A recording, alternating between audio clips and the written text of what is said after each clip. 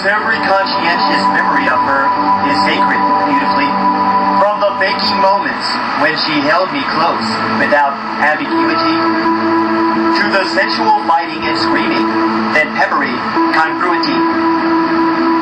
From the time she looked jealous about my past life of promiscuity, to the time she made me fret over relationship nonsense foolishly, when some peaceable words of calm kindness were left unnurtured brutally.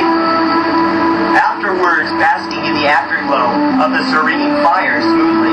And one day the passive silence broke, and we were not just friends anymore, but the heat between us and the passion which burned within could not restore. The orderly nights of dancing rituals playing amongst starlit skies, or when the blessed state of religious rites and incantation reached her eyes. She visited a monk and a nun who said she needed sacred rebirth, as the born-again pagan into the born-again began to unearth. Put upon the Bible seen as divine truth and heard as holy crossings, talking to me of Jesus and her sacred journey as I was mocking, gagging in the deep end of devilish verbal vomit and thoughtless spoo.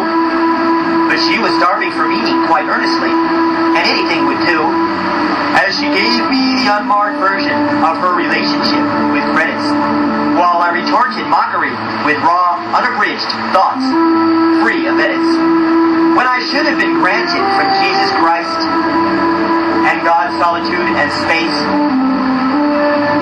But free will overtook, and I thought she was putting me on in those days.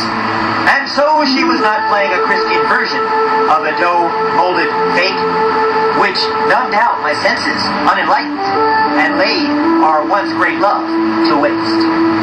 The incomprehensible thoughts of blood and sacred lambs takes me over, as the thought of love on my crusty hands, now sinister, makes me older, while two perfect curved shadows, as a whisper against mine, became estranged, who were once two mountains in deserts of aching lovers in the same range. For her life became about the sacred heart of the spiritual one, where my warmth was still dependent on lover illusion and on the sun. But self-loathing echoing through the canyon walls only will stab and scar, and the falsehoods carved into my pained bones keep too from who they really are. Seeing now through thick thorns and sands that we were suffocation, dysfunction, when my loaded words were abusive and an ambivalence malfunction. For she needed a life outside resentments I met with opposition. And right now we cannot be bound by any narrower definition.